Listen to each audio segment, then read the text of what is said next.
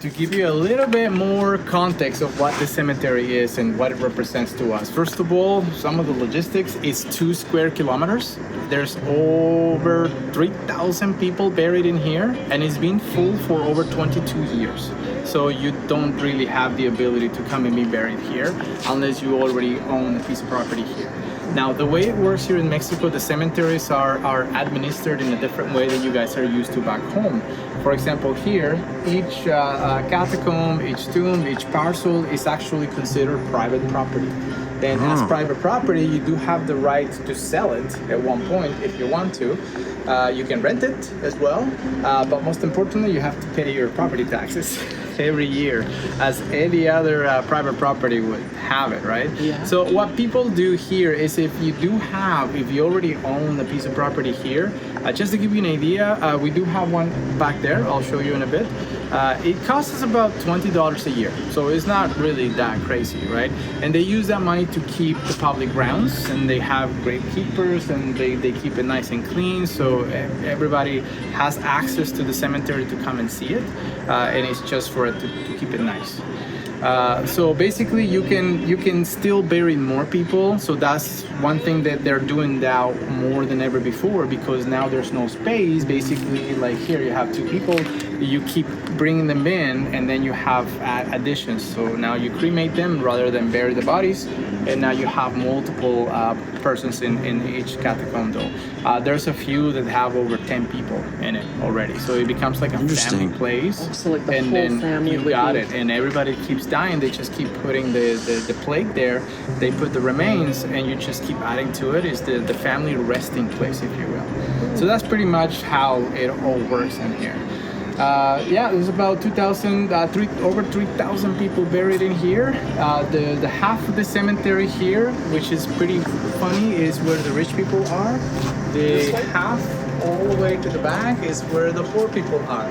The people that didn't have much money when they were buried, or people who don't have families to pay for their private property, so the property taxes, they buried them in the back then. So it's divided that way.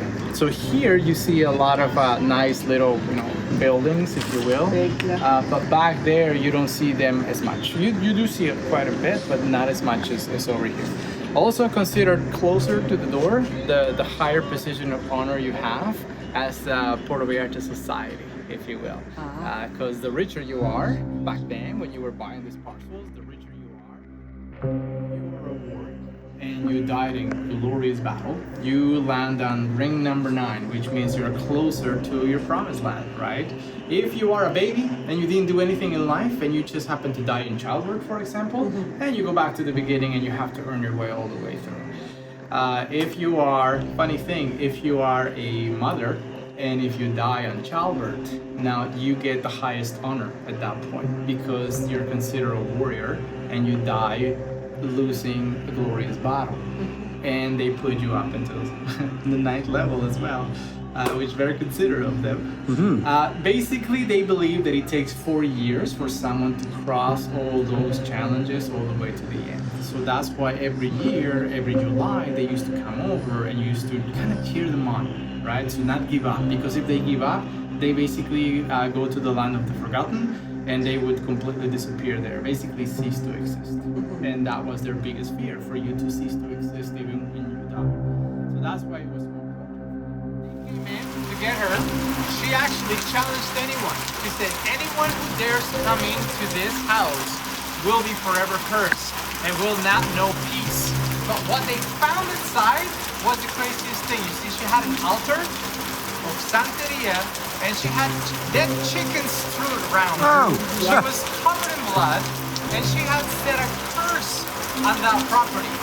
And she said that no one that is not her or her children will ever be able to inhabit that property. That's the square in the center.